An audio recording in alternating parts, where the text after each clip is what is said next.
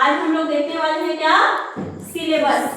क्या सिलेबस कौन से क्लास का, 6वीं और 7वीं और 8वीं कौन से विषय का, विज्ञान। विज्ञान और प्रौद्योगिकी। ठीक है, एक बार तो हम लोग नोट डाउन कर चुके हैं अपने कॉपी में, कर लिए हैं कि लेकिन सिलेबस को बार बार बीच में देखने से क्या होता है, क्या हम पढ़ चुके हैं और क्या हमें और पढ़ना बाकी है।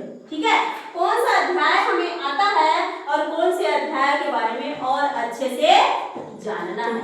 आज का विषय क्या है, विज्ञान, और उसी के साथ में लगा हुआ है आप लोगों का प्रौद्योगिकी। ठीक है, किसी भी चीज को गहराई से जानने से पहले हमें, या कोई भी हो, आप लोग जैसे 6वीं 7वीं 8वीं पढ़ रहे हैं ना, तो 6वीं 7वीं 8वीं हो या पहली से 8वीं, या कोई भी क्लास हो या कंपटीशन एग्जाम हो, कहीं भी जाने से पहले आप लोगों को उसका क्या पता होना चाहिए, पाठ्यक्रम या सिलेबस। इंग्लिश में जैसे कोई बोल दिया आपको सिलेबस पता है क्या, तो ऐसे नहीं होना चाहिए कि हम तो सीजी बोर्ड के बच्चे हैं हमको सिलेबस नहीं आता, ऐसे नहीं होना चाहिए। पाठ्यक्रम को ही क्या बोला जा रहा है, सिलेबस बोला जा रहा है। हर टीचरों को, हर शिक्षकों को बात करने का बेटा हो सकता है उनके लैंग्वेज में, उनके बात करने के तरीके में कई वर्ड इंग्लिश ही आए, तो ऐसा नहीं होना चाहिए, है ना भाई। इंग्लिश की क्योंकि बुक में यदि लिखा रहता है तो उसमें सिलेबस ही लिखा रहता है ऊपर में। ठीक है, तो कोई भी विषय आप पढ़ो तो उसको दोनों लैंग्वेज में कोशिश करो, या एकदम बर्डन के साथ नहीं करना है। ठीक है, लेकिन जो कॉमन चीजें हैं, जैसे लेसन बोल रही हो तो लेसन तो हमेशा देखते हो, पाठ बोल रही हूँ तो हमेशा देखते हो। ठीक है, तो ब्रीफली एक बार मैं क्या करती हूँ आप लोगों को इन टॉपिक्स को और तीनों क्लास को एक साथ समझाने का मतलब क्या है। कभी कभी 6वीं को यहाँ पे छोटा सा उसको क्या दे देता है, क्या है, ऐसे दे दिया, तो 7वीं क्लास में उसी को कोरिलेट करके क्या कर दिया, बड़ा कर दिया। जैसे यहाँ पे सजीवों के बारे में, सजीव जगत में विविधता का टॉपिक 6वीं क्लास में दिया गया है, उसी को आगे चल के 7वीं क्लास में क्या बढ़ा दिया, सजीव जगत में संगठन। अब सजीव जो है वो अपना आगे का कार्य बनाने के लिए कैसे संगठन बनाएंगे और कैसे उनका आवाज कैसा होगा, उनका आवाज कैसा होगा, वो लोग अपने जीवन को आगे चलाएंगे कैसे। ठीक है, यहाँ पे दे दिया। उसी प्रकार 8वीं क्लास में आप लोगों को और वहीं पे उस टॉपिक को और बढ़ाते हुए, विस्तृत करते हुए क्या कर देगा, बढ़ा देगा। इसीलिए 6वीं 7वीं 8वीं तीनों क्लास का जो सिलेबस एक साथ मेरा बताने का उद्देश्य है। ठीक है, आप लोग समझते चलेंगे। कभी कभी यहाँ पे आप लोगों को दे दिया, जैसे लंबाई दे दिया, मापन की इकाई दे दिया, गति दे दिया, मापन दे दिया, वहीं पे ताप दे दिया, मापन दे दिया। ठीक है, ऐसी चीजों को दिया, तो वहीं पे यहाँ पे भी देखो ऊष्मा तथा ताप, ये भी मापने का क्या है, हमारे पास कौन कौन सी इकाई है।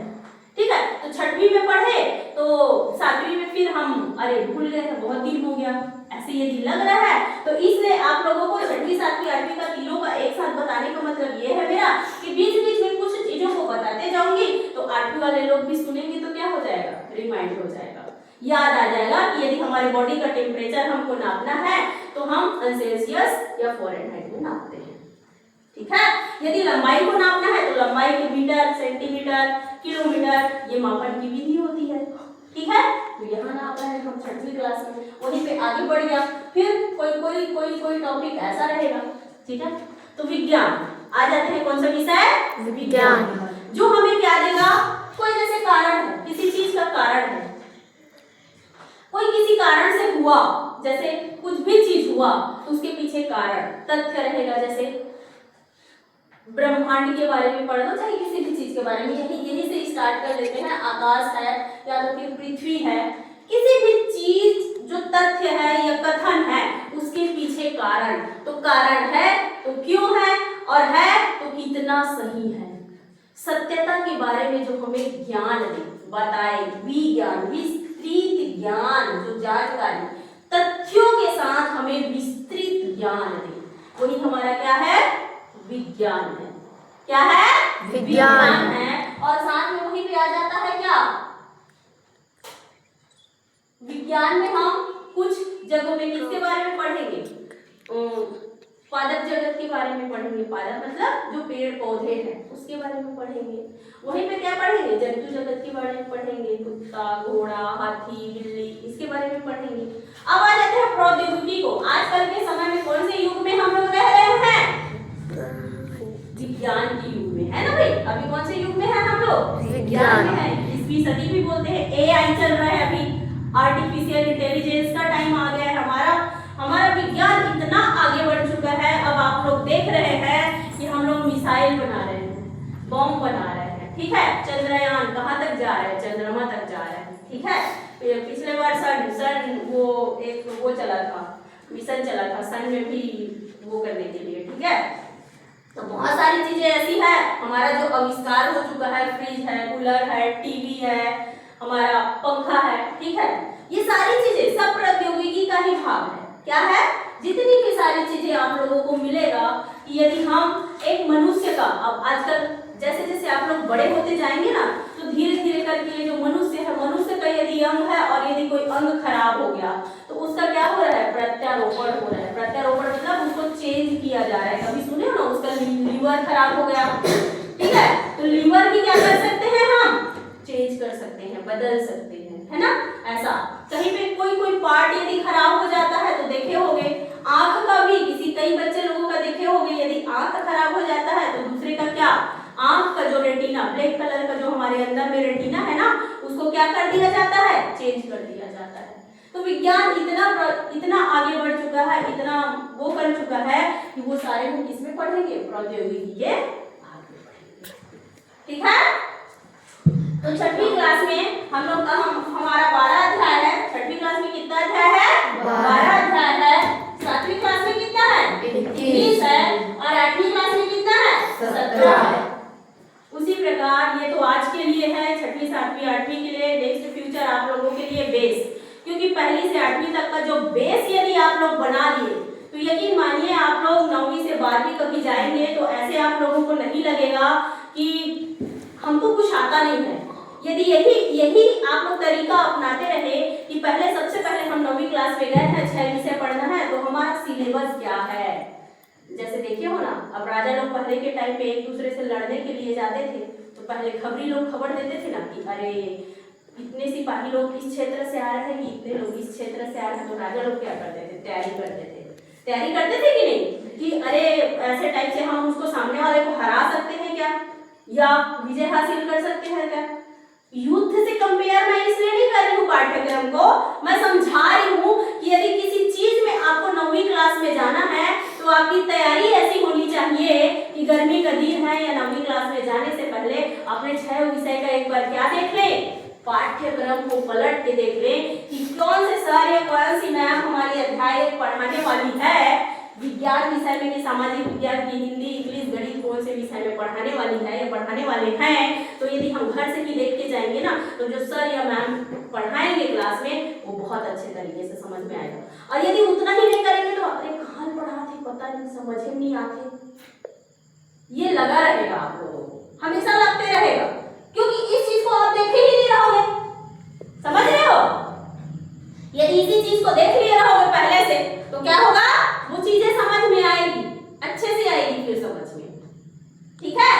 तो आप लोग सर्वप्रथम क्या करोगे, 9वीं में जाओगे तो भी 8वीं में कोई भी क्लास में जाओगे तो सबसे पहले अपने 6 बुकों को पहला दूसरा जो पेज होता है उसमें पाठ्यक्रम या सिलेबस दिया रहता है, उसको टॉपिक देखोगे कि आखिर हमारे 9वीं में, 10वीं में, 11वीं और 12वीं में कौन से बुक में क्या क्या टॉपिक को शामिल किया गया है जो इस उम्र में हमारे लिए उपयोगी है। जैसे अभी यहाँ पे देखो 8वीं में किशोरावस्था के बारे में बताया गया है। जैसे बच्चे पैदा होते हैं ना, तो छोटे होते हैं तो बच्चे बोलते हैं, थोड़े बड़े हो गए तो 3 साल तक बालवाड़ी में भेज देते हैं, फिर 1ली से 5वीं तक प्राइमरी में आ जाते हैं, फिर मिडिल स्कूल में आ जाते हैं, आते हैं कि फिर उसके बाद हाई स्कूल, फिर हायर सेकेंडरी, ऐसे तो शिक्षा का क्रम चलता है। उसी प्रकार से आप बच्चों का भी क्रम चल रहा है, छोटे हैं तो छोटे बच्चे, बाल्यावस्था, ठीक है?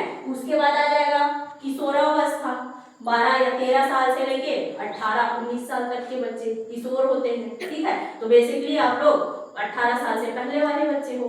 तो आप लोगों में क्या क्या हो सकता है, क्या क्या बदलाव हो सकता है, किसको किसको बोलेंगे, किशोरावस्था में क्या क्या बदलाव आ रहा है, उसको दिया हुआ है। फिर वहीं पे क्या दिया है, कुछ सामान्य रोग उस समय पे, या क्या क्या रोग हो सकता है, कैसे कैसे हो सकता है, किस टाइप से उसका निदान हम कर सकते हैं। जो आप लोगों के लिए जरूरी चीजें हैं उन्हीं चीजों को पाठ्यक्रम में आप लोगों की उम्र के हिसाब से कई चीजों को, ये छोटे छोटे जो बच्चे होते हैं, ये कंकाल है, जोड़ है और पेशियां है, यदि इनके बारे में कि हमारा जो शरीर का ढांचा बना हुआ है, हम लोग इसके बाद युवा अवस्था, किशोरावस्था के बाद युवा अवस्था और 18 से आगे उम्र के लोग चले जाएंगे, तो वहीं पे यदि आप कंकाल को पढ़ रहे हो, शरीर का ढांचा कहीं पे देख लिए, ठीक है, तो एक दूसरे से जुड़ा कैसे हुआ है, क्या हमारे जो खोपड़ी है वो कितने भागों से मिलके बना हुआ है, कान है वो कितने भागों से मिलके बना हुआ है, इसमें है कौन कौन से पार्ट्स आते हैं, हमारा बॉडी का कौन कौन सा पार्ट्स कैसे कैसे काम करता है, शरीर और उसका पाचन तंत्र काम कैसे कर रहा है, मस्तिष्क कैसे काम करता है, ठीक है, नेत्र में है तो कौन कौन सा पार्ट्स है और कैसे कैसे देख रहा है, ये उन्हीं चीजों को आप लोगों को शामिल करेगा जो आप लोगों के लिए बेसिक्स रहेगा पहली से 8वीं तक, ठीक है। 9वीं 10वीं 11वीं में जाते जाओगे, बुक मोटी होती जाएगी, उसी को विस्तृत रूप में क्या करते जाएगा, समझाते जाएगा, ठीक है।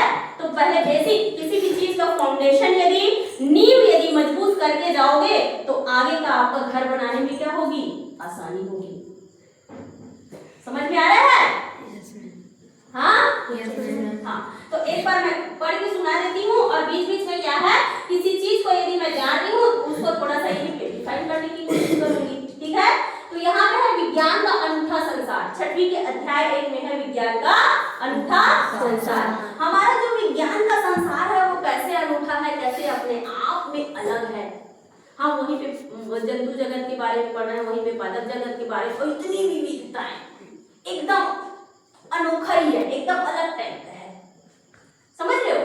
तो इनकी कार्य प्रणाली क्या है, कैसे चला, पृथ्वी कैसे बना और फिर बढ़ने के पीछे इनका रहस्य, वैज्ञानिक लोगों की आज तक की क्या क्या खोजें हुई है, ठीक है, कैसे कैसे ये लोग कहाँ कहाँ आगे बढ़ रहे हैं। फिर आ जाते हैं सजीव जगत में विविधता, पहले ही बता चुकी थी, हमारा जो जगत है वो अनेक प्राणियों से, जीव जंतुओं से क्या हुआ है, विविध मतलब अलग अलग प्रकार के जीव जंतुओं से भरा हुआ है।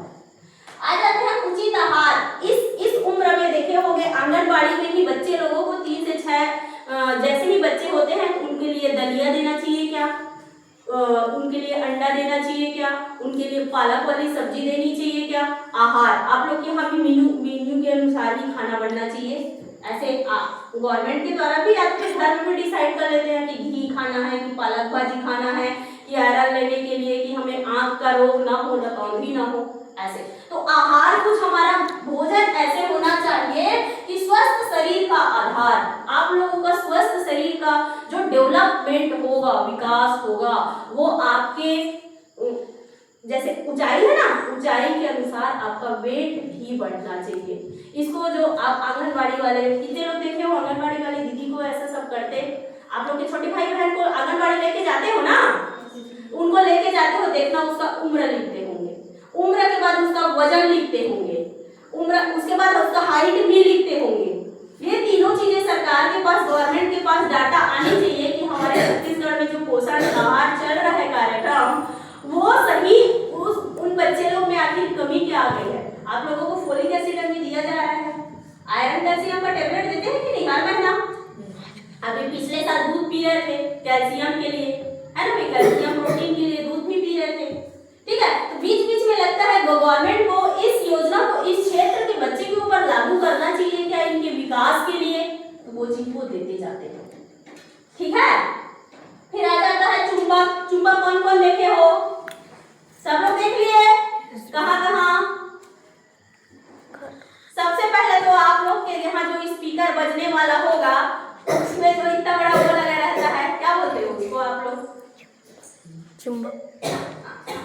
जोगा का जो मुंह रहता है ना, उसके पीछे में इतना बड़ा सा वो सबसे पहले दिखता है ना, क्योंकि इसलिए इसके बारे में बता रही हूँ कि वहां मिलेगा। टीवी में उपयोग होता है, अंदर में पंखे में लगा रहता है।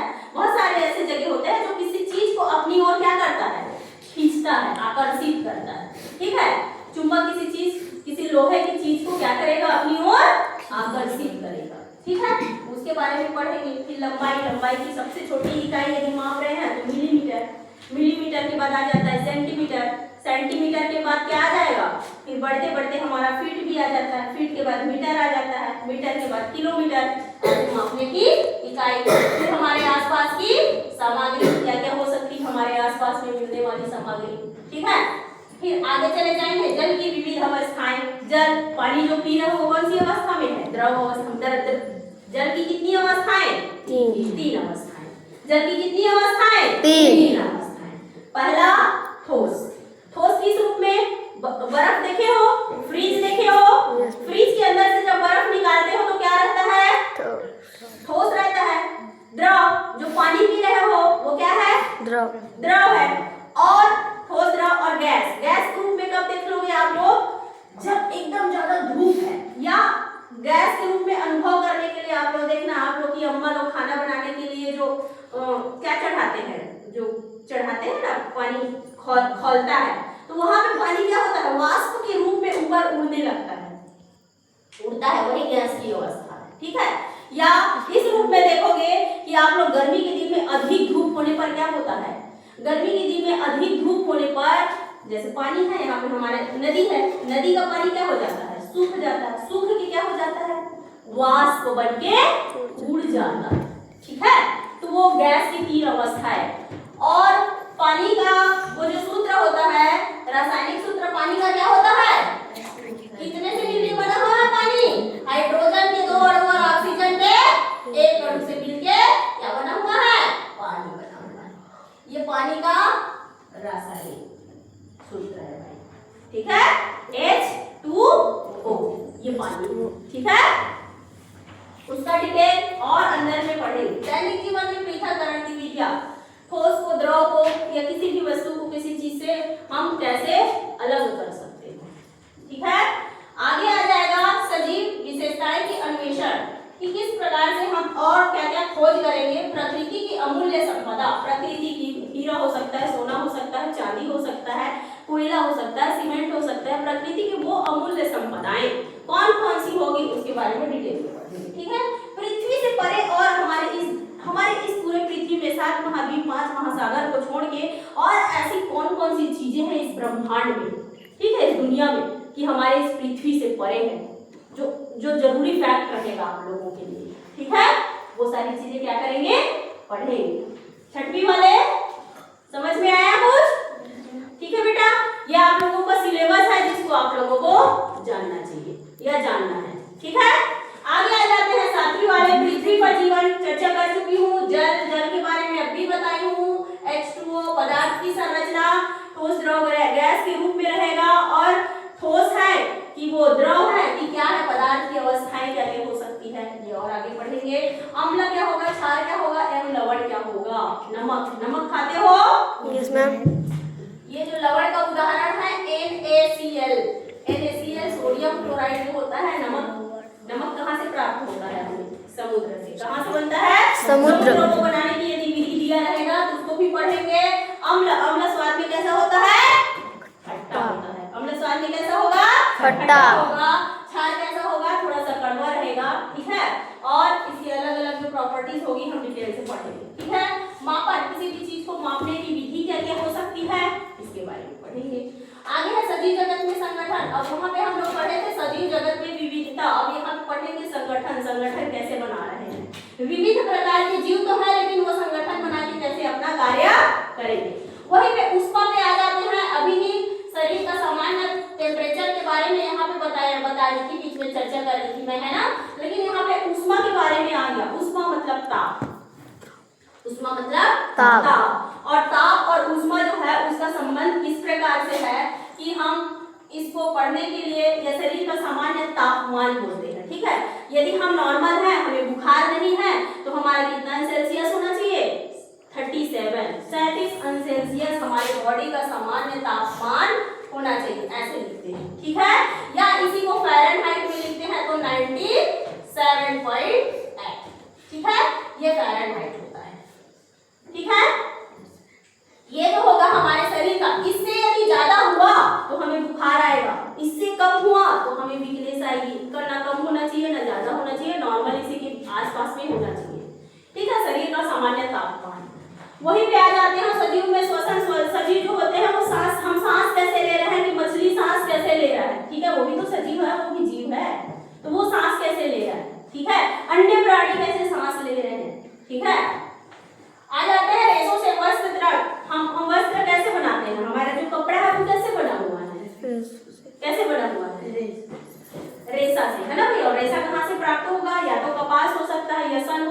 या पटसन हो सकता है, जिससे हम क्या बनाएंगे, कपड़ा बनाएंगे।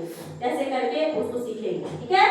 आगे प्रकाश, प्रकाश देखो सूर्य का, सूर्य जो है पृथ्वी के लिए सूर्य जो है एकमात्र क्या है, प्रकाश का स्रोत है, ठीक है।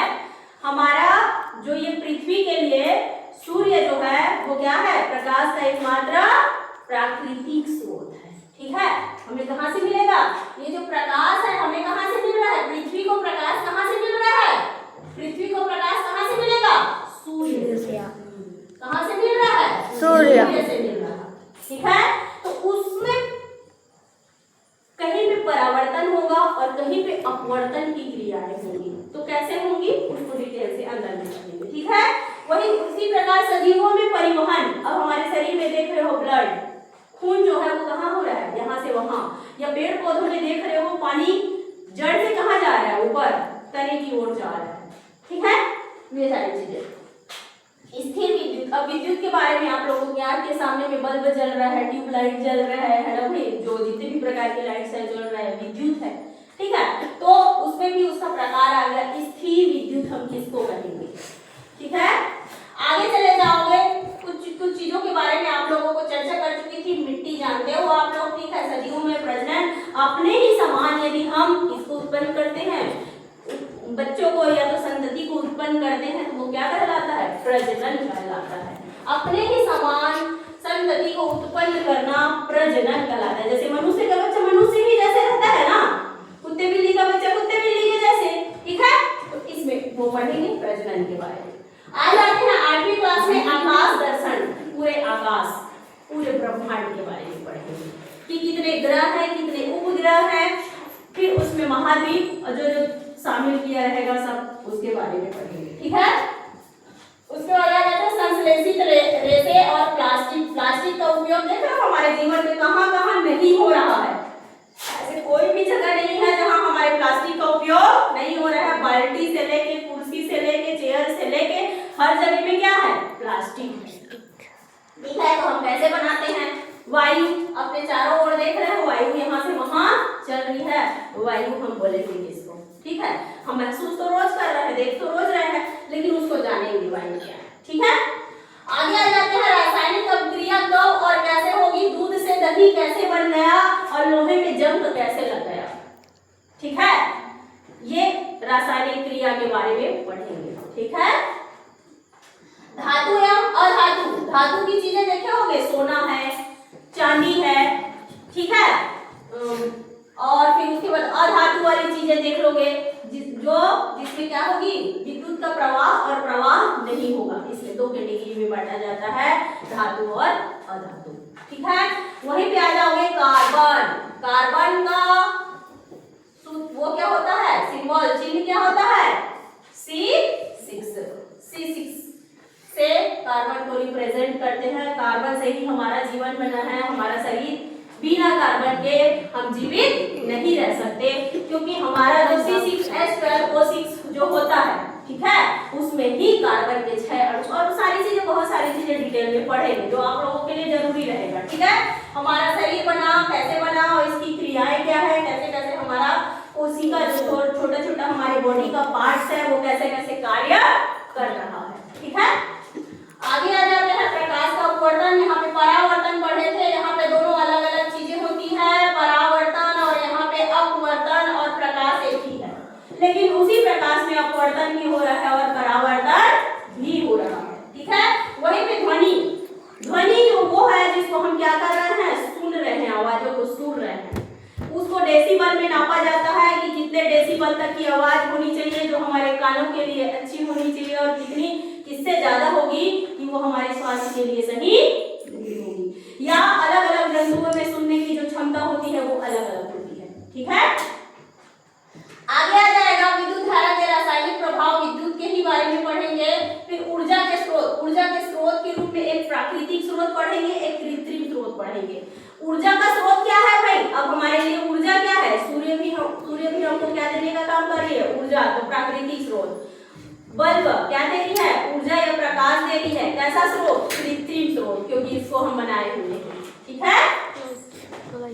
आगे आ जाएंगे खाद्य पदार्थ एवं प्रबंधन। कोई चीज यदि हम बना रहे हैं मार्केट में, वो चीज लंबे समय तक कैसे रख सकते हैं, तो उसकी हानि भी क्या है और लाभ भी क्या है, खाद्य प्रबंधन। ठीक है। फिर उसी प्रकार आ गया घर्षण। किसी चीज में यदि हम चल पा रहे हैं, देखो पृथ्वी में, हमारा पृथ्वी गोल है ना, और पृथ्वी के हम बाहर भूगर्भ पट्टी पे रह रहे हैं, लेकिन हम क्या हो रहे हैं, गिर नहीं रहे हैं, उड़ नहीं रहे हैं, पूरे अंतरिक्ष में है हम लोग, है ना भाई। तो उसके पीछे क्या है, कारण क्या है, घर्षण। ठीक है, कि हम अभी पृथ्वी पे ऐसे गिर नहीं रहे हैं, उसका कारण क्या है, घर्षण। उसी में हो सकता है दिया होगा गुरुत्वाकर्षण बल, ठीक है, जिसके बारे में आप लोग पढ़ेंगे। आगे आ जाएगा कितना और कैसे भोजन हमें लेना है कि हमारा शरीर क्या हो, स्वस्थ हो, और ठीक है, हाइट के हिसाब से हमारी क्या हो, हेल्थ हो, ठीक है, वेट हो। आगे आ जाएगा तो सामान्य रोगों के बारे में बताएंगे, हो सकता है टीबी हो सकता है खसरा हो सकता है, छोटे छोटे बच्चे हो तो है फैलने वाली, अभी के समय में एक दूसरे को डायरिया हो जाता है, बरसात के दिनों में देखे हो आप लोग, है ना, तो वो चीजें भी हो सकती है कि कैसे बचना है। मलेरिया, मच्छर के काटने से मलेरिया भी हो सकता है, ठीक है। और लास्ट में आ जाता है आप लोगों के लिए किशोरावस्था, जो आप लोगों का उम्र है 12 से 18 वर्ष, 12 से 18 वर्ष, ये जो उम्र है उसको लेके आप लोगों का ये जो क्या है, ये जो टॉपिक है किशोर अवस्था, ठीक है। हो सकता है आप लोगों को जल्दी लगा हो, लेकिन हम लोग इसके बारे में पहले ही क्या कर चुके हैं, नोट डाउन कर चुके हैं। ये एक बार क्या था, 3 महीने में उस सिलेबस का रिवीजन था जो हम लोग 1 साल में कंप्लीट करने वाले हैं, ठीक है। इतना हमारा बेसिक्स कंप्लीट होना चाहिए कि हमें यदि 9वीं क्लास में जाते हैं तो H2O कहीं सर लिख दिए, NaCl लिख दिए, C6 ऐसे लिख दिए, तो हमें पता होना चाहिए कि सर क्या लिख रहे हैं, कि मैम क्या लिख रही है, ठीक है। ऐसे नहीं होना चाहिए कि C6 लिख दी तो वो क्या है हमें तो पता ही नहीं है, हम क्यों पढ़े, ऐसा नहीं करना है, ठीक है।